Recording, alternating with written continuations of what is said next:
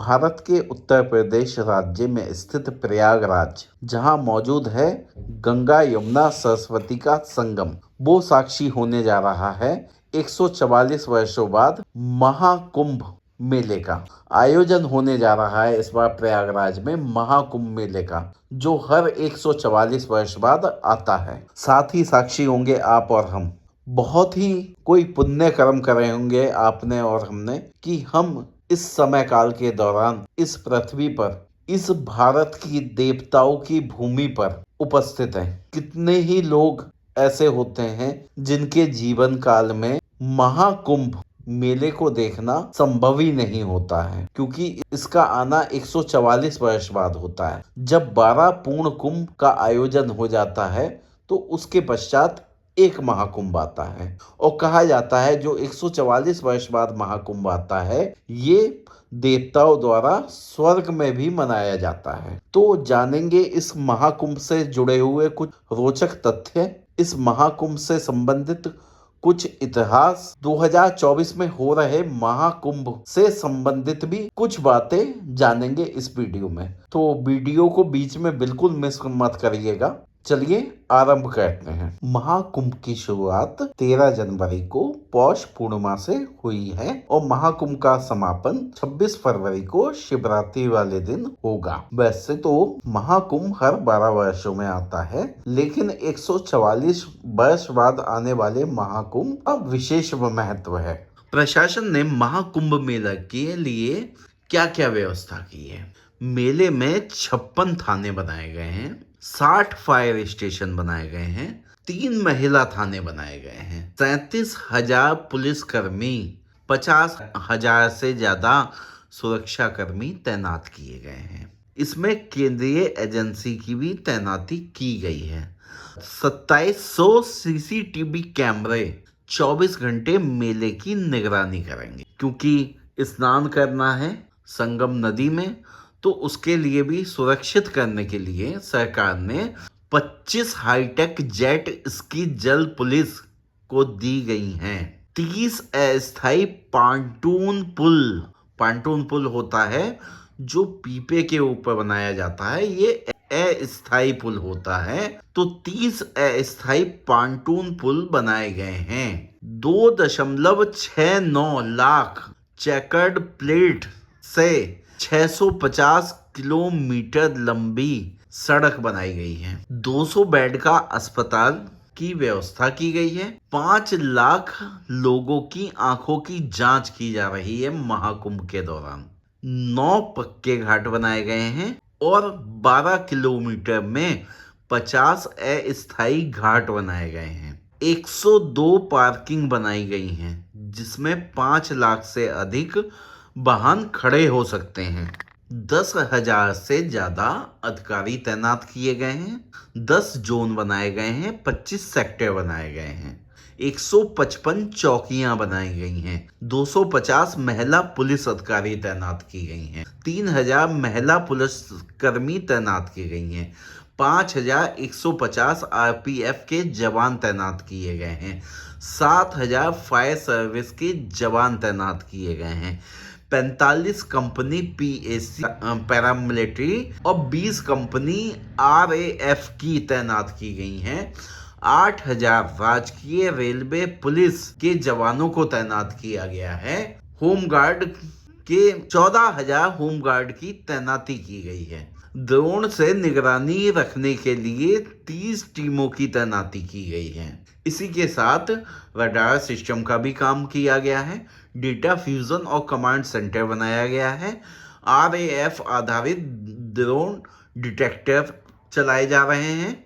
Video आधारित drone पहचान और ट्रैकिंग के लिए लगाए गए हैं। 25 स्टीमर क्रूज और जल पुलिस की बोट के जरिए 24 घंटे निगरानी की जा रही है। सभी पाटून पुल और शहर के सभी बड़े ब्रिज पर 24 घंटे कमांडो पैरामिलिट्री के जवान तैनात रहेंगे। घुड़सवार पुलिस के 155 ट्रेंड घोड़ों के जरिए 24 घंटे जवान गश्त करेंगे। उत्तर प्रदेश सरकार द्वारा ये प्रयागराज में जो महाकुंभ मेले का क्षेत्र है, इसको एक अस्थायी जिला घोषित किया गया है। हालांकि प्रयागराज खुद एक जिला है, लेकिन इस क्षेत्र को अस्थायी जिला घोषित किया गया है, जिसके अंतर्गत 60 गांव और 4 तहसील हैं। महाकुंभ का टोटल एरिया 4000 हेक्टेयर है और इसमें एक टेंट सिटी भी बनाई गई है। टेंट सिटी जो बनाई गई है वो पूरी सुविधा से पूर्ण है।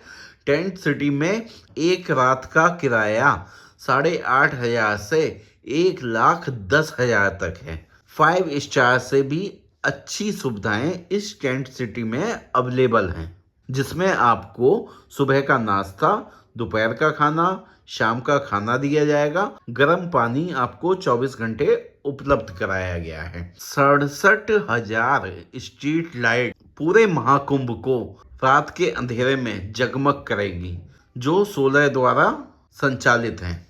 आप गूगल पर भी अपनी स्थिति को महाकुंभ में देख सकते हैं। जो पांटून पुल बनाए गए हैं उसका मुख्य लक्ष्य है कि एक व्यक्ति किसी एक तट से दूसरे तट पर आसानी से जा सके, इसलिए पांटून पुल बनाए गए हैं। 2013 का कुंभ मेला 16 वर्ग किलोमीटर एरिया में फैला था। इस बार इसको 2400 हेक्टेयर बढ़ा दिया गया है, तो इसका क्षेत्रफल 40 वर्ग किलोमीटर किया गया है। ये पिछली बार से 2.5 गुना अधिक है। पिछले कुंभ में 14 सेक्टर थे और इस बार 25 सेक्टर बनाए गए हैं। भारतीय रेलवे ने 13,000 ट्रेनें कुंभ मेले के लिए चलाई हैं। ये अपना आप में एक रिकॉर्ड है। 45,000 परिवारों को रोजगार मिला है। महाकुंभ की विशालता का, भव्यता का अंदाजा आप इससे लगाइए कि उत्तर प्रदेश जल निगम द्वारा पीने के योग्य पानी की आपूर्ति के लिए 1,249 किलोमीटर लंबी पाइपलाइन बिछाई गई हैं। इसके अलावा 200 वाटर एटीएम लगाए गए हैं, 25 वाटर पंप लगाए गए हैं। केवल जल की सुविधा के लिए ही 40 करोड़ का खर्चा किया गया है। विभिन्न राजमार्गों से 7,000 बसें चलाई गई हैं प्रयागराज के लिए। प्रयागराज से मेले वाली जगह तक करीब 550 शटल बसें भी चलाई गई हैं। प्रयाग मेला प्राधिकरण ने 15 लाख वर्ग फीट में फैली सार्वजनिक दीवारों और इमारतों पर चित्र बनाने के लिए 8 अलग अलग एजेंसियों को हायर किया था। 25,000 मजदूर अक्टूबर से इस ट्रांसफॉर्मेशन के लिए प्रयागराज में लगातार काम कर रहे थे। 1.5 लाख पब्लिक टॉयलेट को इंस्टॉल किया गया है। 1800 हेक्टेयर एरिया केवल पार्किंग के लिए रखा गया है। 15 लाख टेंट इस एरिया में लगाए गए हैं। रेवेन्यू की भी बात कर लेते हैं। उत्तर प्रदेश सरकार को यहाँ से 2 लाख करोड़ का रेवेन्यू मिलने वाला है। एक छोटी सी तुलना और, जो कुंभ का रेवेन्यू है, उम्मीद की जा रही है ये आईपीएल से 10 गुना ज्यादा कमाई करेगा। 2019 में कुंभ ने 1,20,000 करोड़ रुपए की इनकम करी थी। आईपीएल 2023 ने 12,000 करोड़ की इनकम करी थी। तिरुपति मंदिर 2023 में कुल इनकम 4,400 करोड़ की थी। बुर्ज खलीफा 2023 की कुल इनकम 6,000 करोड़ थी। तो आईपीएल से भी 10 गुना ज्यादा इनकम होने वाली है। अगर आपको यहाँ तक वीडियो अच्छा लग रहा है तो कृपया वीडियो पे लाइक कर दीजिएगा और चैनल को सब्सक्राइब कर दीजिएगा। आपका एक छोटा सा क्लिक हम लोगों के लिए बहुत ही महत्वपूर्ण है। साथ ही साथ अगर संभव हो तो माँ गंगा का, माँ यमुना का, माँ सरस्वती का, भगवान शिव का, किसी का भी जिसकी आपकी इच्छा हो, श्रद्धा हो, भगवान विष्णु का जयकारा कमेंट बॉक्स में अवश्य लगाइएगा। और एक बात और कहूँगा आप लोगों से कि हम लोग तो कुंभ में जाएंगे, आप लोग भी अवश्य इस कुंभ के साक्षी बनिए। 144 वर्ष के बाद मौका आया है तो इसे हाथ से ना जाने दें। महाकुंभ में आने वाले श्रद्धालुओं की संख्या की तुलना देश की आबादी के साथ भी कर लेते हैं। भारत की जनसंख्या 146 करोड़ है। चीन की जनसंख्या 142 करोड़ है। अमेरिका की जनसंख्या 35 करोड़ है। पाकिस्तान की जनसंख्या 24 करोड़ है। रूस की जनसंख्या 14 करोड़ है। और जो अनुमान लगाया जा रहा है, महाकुंभ 2025 में आने वाले श्रद्धालुओं की संख्या 40 से 45 करोड़ होगी। ये रूस की जनसंख्या की 3 गुनी है। तो एक चीज और जानिए आप, दुनिया के सबसे बड़े स्टेडियम से 160 गुना बड़ा है कुंभ का एरिया। राज्य सरकार द्वारा कुंभ के मेले में जो खर्चा हो रहा है उसकी डिटेल भी बता देते हैं, और एक बार आप तुलना भी कर लीजिएगा। पहले कुंभ के मेले का बजट सबसे एंड में बताएंगे। सबसे पहले जानिए, जो 2024 में हमारी नई संसद बन के तैयार हुई उसका बजट 971 करोड़ रुपए था। स्टैचू ऑफ यूनिटी 3000 करोड़ में तैयार हुआ। राम मंदिर का अनुमानित बजट 1800 करोड़ रुपये था। अब बात करते हैं महाकुंभ 2025 के मेले की। इसके लिए सरकार ने 6382 करोड़ का बजट पास किया है। एक नजर डालते हैं कुंभ मेले के दौरान कब कब कहाँ कितना जमाव बढ़ा हुआ है।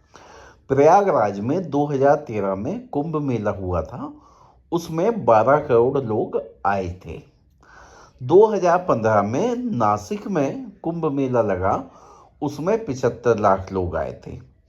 2016 में उज्जैन में कुंभ मेला लगा, जिसमें 7.5 करोड़ लोग आए थे।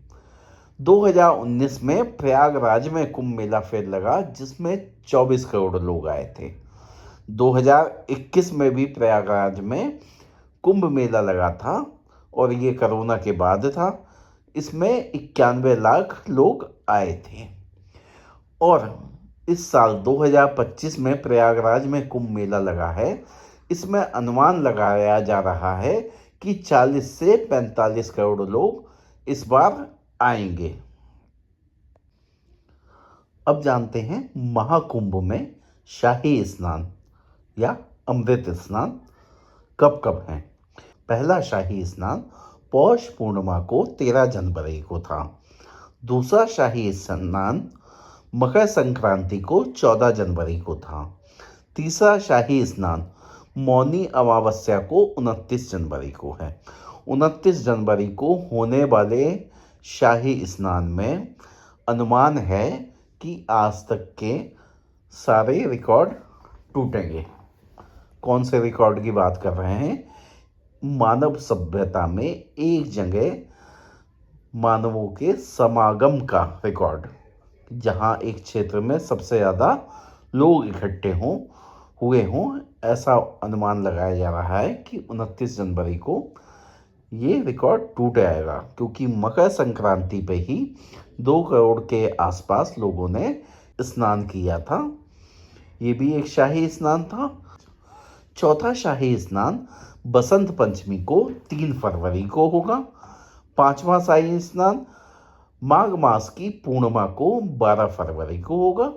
और छठा और अंतिम शाही स्नान, जिस दिन महाकुंभ की समाप्ति भी होगी, वो महाशिवरात्रि वाले दिन 26 फरवरी को होगा। अब जानते हैं कुंभ मेले का इतिहास और इसके पीछे की पौराणिक कहानी। कुंभ मेले के इतिहास को 850 वर्ष पुराना माना जा रहा है। कहा जाता है चीनी यात्री हिनसांग द्वारा उनकी पुस्तक में कुंभ मेले का विवरण मिलता है। सम्राट हर्षवर्धन समय समय पर कुंभ मेले में प्रयागराज जाया करते थे और वहां अपनी संपत्ति का दान किया करते थे। माना जाता है कि आदि गुरु शंकराचार्य ने इसकी शुरुआत की थी। उनका मुख्य मकसद हिंदुओं को एकत्रित करना था और धर्म के प्रति जागरूक बनाना था। अब बात करते हैं इसके पीछे की पौराणिक कथा की। देवताओं और असुरों के बीच समुद्र मंथन किया गया। समुद्र मंथन से कई रत्न प्राप्त हुए। उसमें से एक अमृत से भरा हुआ कलश निकला। असुरों से अमृत कलश बचाने के लिए देवताओं के राजा इंद्र के पुत्र जयंत उस कलश को लेके वहां से भागे और इस कारण देवताओं और असुरों के बीच भयंकर युद्ध छिड़ गया। युद्ध 12 दिनों तक चला। कहा जाता है देवताओं का एक दिन या ब्रह्मा जी का एक दिन पृथ्वी के 12 वर्षों के बराबर है। तो ये युद्ध 12 दिन तक चला। जयंत कलश लेके भागे। जयंत के साथ भगवान सूर्य, देवताओं के गुरु बृहस्पति, चंद्रमा और शनि भी साथ में जयंत के साथ गए। भागते भागते पृथ्वी लोक पर 4 जगह अमृत की बूंदें गिरी। ये 4 जगह प्रयागराज, हरिद्वार, नासिक और उज्जैन थी। इन 4 जगह ही कुंभ मेले का आयोजन होने लगा। सूर्य, चंद्रमा, बृहस्पति, शनि क्योंकि जयंत के साथ गए थे तो इनकी स्थिति ही ये तय करती है कि कुंभ का मेला इन चारों जगहों में से कब और कहाँ होगा। तो आपको थोड़ा सा बता देते हैं। हरिद्वार में कुंभ का मेला तब होता है जब चैत्र मास में गुरु शनि की कुंभ राशि में हो और सूर्य मेष राशि में हो, तो हरिद्वार में कुंभ का मेले का आयोजन होता है। प्रयागराज में कुंभ के मेले का आयोजन जब होता है जब माघ मास में गुरु मेष या वृषभ राशि में हो और सूर्य और चंद्रमा शनि की मकर राशि में हो, तो माघ मास में होता है। इसीलिए माघ मास में आप देखते हैं 14 जनवरी 15 जनवरी को मकर संक्रांति पड़ती है, यानी सूर्य का मकर राशि में प्रवेश होता है। तो हर साल इसीलिए प्रयागराज में कुंभ मेला होता है। उज्जैन में कुंभ मेले का आयोजन होता है जब चैत्र मास में गुरु सिंह राशि में हो और सूर्य मेष राशि में हो। नासिक में कुंभ मेले का आयोजन जब होता है जब भाद्रपद मास में सूर्य गुरु दोनों सूर्य की सिंह राशि में हो और सूर्य चंद्रमा गुरु तीनों अमावस्या के दिन कर्क राशि में हो, तो इस कंडीशन में नासिक में कुंभ होता है। उज्जैन और नासिक के कुंभ को सिंहस्थ कहा जाता है। सिंहस्थ इसलिए कहा जाता है क्योंकि उज्जैन में भी कुंभ तब होता है जब गुरु सिंह राशि में हो और नासिक में भी कुंभ जब ही होता है जब गुरु सिंह राशि में हो। इसलिए इन दोनों कुंभों को सिंहस्थ कहा जाता है। प्रयागराज में कुंभ का आयोजन त्रिवेणी पर होता है जहां गंगा, यमुना और सरस्वती का संगम है। हरिद्वार में मां गंगा के किनारे कुंभ मेले का आयोजन होता है। नासिक में गोदावरी नदी के किनारे, जिसको दक्षिण की गंगा भी कहा जाता है, वहां मेले का आयोजन होता है। और उज्जैन में शिप्रा नदी के किनारे कुंभ मेले का आयोजन किया जाता है। कुंभ का अर्थ भी जान लेते हैं। कुंभ का अर्थ है घड़ा या मिट्टी का एक बर्तन। अगर कुंभ मेले से जुड़े कुंभ शब्द की बात करें तो इसका जिक्र ऋग्वेद में नहीं उपलब्ध है। ऋग्वेद में कुंभ आया है जो 10वीं मंडल के 79 सूक्त के 7वें मंत्र में है, लेकिन ये पूजा के लिए कुंभ मतलब जल से भरे हुए बर्तन के लिए उपयोग में लिया गया है। पूर्ण कुंभ का जिक्र भी अथर्ववेद में मिलता है, 75वें सूक्त में, जहां गंगा यमुना सरस्वती का भी उल्लेख मिलता है। कुंभ को घड़ा या जल प्रवाह से ही जोड़ा गया है। ऋग्वेद के 10वीं मंडल के 75वें सूक्त में गंगा यमुना सरस्वती का भी उल्लेख मिलता है, जो कि संगम की ओर इंगित करता है। महाभारत और पुराणों में भी प्रयाग का भी उल्लेख किया जाता है। हालांकि वेद पुराणों में मेले के रूप में कुंभ का कहीं भी वर्णन नहीं मिलता है। अब हम आपको बताते हैं कुंभ मेले के प्रकार। सबसे पहले माघ कुंभ मेला, इसको मिनी कुंभ मेले के रूप में भी जाना जाता है।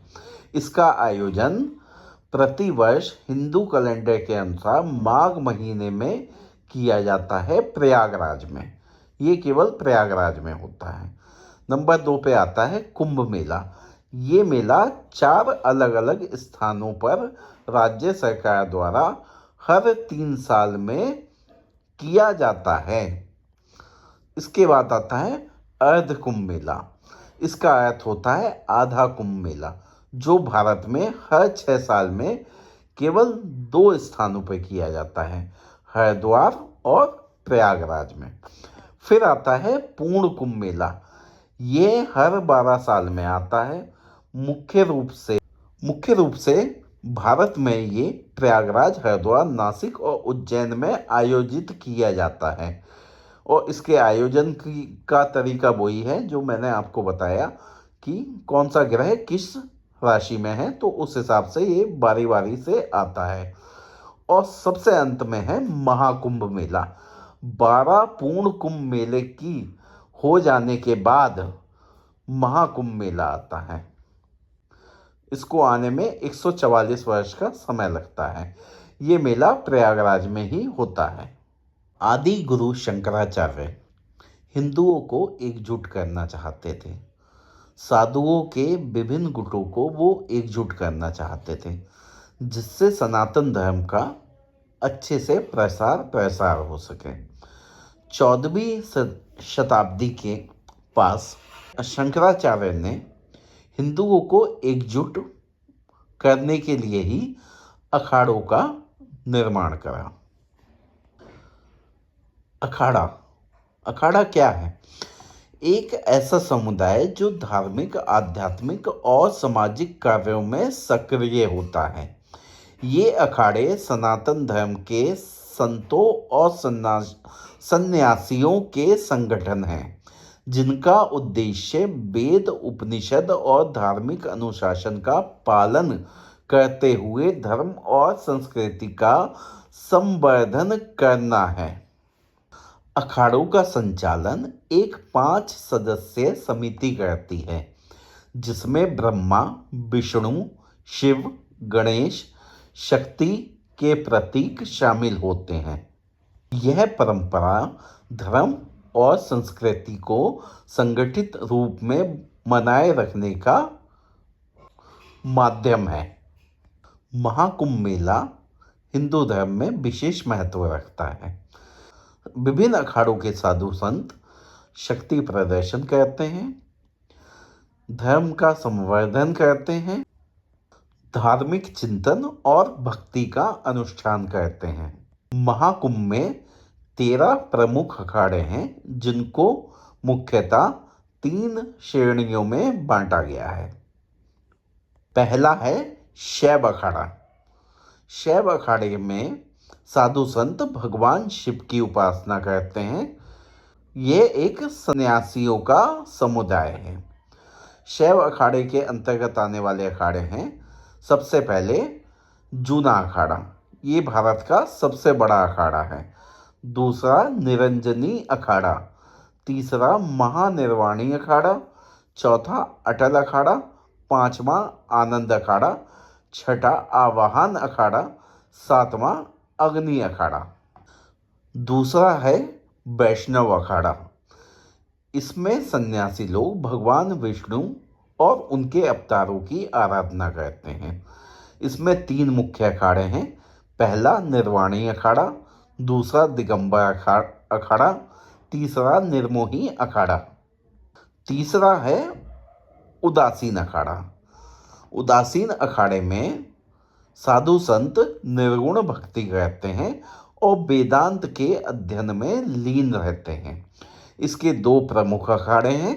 पहला उदासीन अखाड़ा, दूसरा निर्मल अखाड़ा। कुंभ मेले के आयोजन में सभी अखाड़े अपनी पेशवाई प्रस्तुत करते हैं। इनके महामंडलेश्वर और अखाड़े के प्रमुख रथ पर विराजमान होकर आते हैं। नागा साधु घोड़ों पे चलते हैं और अपनी शक्ति और परंपरा का प्रदर्शन करते हैं। अब आगे बताते हैं आपको नागा साधुओं के बारे में, उनसे जुड़े रहस्य के बारे में। नागा साधुओं के बारे में बताएं उससे पहले आप ये अवश्य जानिए पेशवाई का अर्थ क्या है। पेशवाई का अर्थ है अखाड़े से मेले क्षेत्र में प्रवेश को ही पेशवाई कहा जाता है। पेशवाई कुंभ मेले के शुभारंभ पर ही होती है। नागा साधुओं के बारे में बहुत ही रहस्यजनक बातें हैं। नागा साधु कुंभ की शुरुआत में कहाँ से आते हैं और कुंभ के अंत होने पर कहाँ चले जाते हैं, इसके बारे में कोई कुछ नहीं जानता है। कहा जाता है हिमालयों पर सुनसान जगहों पर गुफाओं के अंदर नागा साधु रहते हैं। नागा साधुओं के बारे में कहा जाता है कि सनातन की रक्षा के लिए नागा साधुओं ने कई बार कई बड़े बड़े युद्ध भी लड़े। 14वीं शताब्दी में कई युद्धों का जिक्र है जहां नागा साधुओं ने जो राजाओं की मदद करी है युद्ध लड़ने में और उनको युद्ध में विजय दिलवाई है। कहा जाता है अहमद शाह अब्दाली जो अफगानिस्तान का शासक था वो भारत को लूटने आया और उसने महीने भर यहाँ पर अपना एक तरीके से कहिए कि कैंप ही लगा लिया दिल्ली में।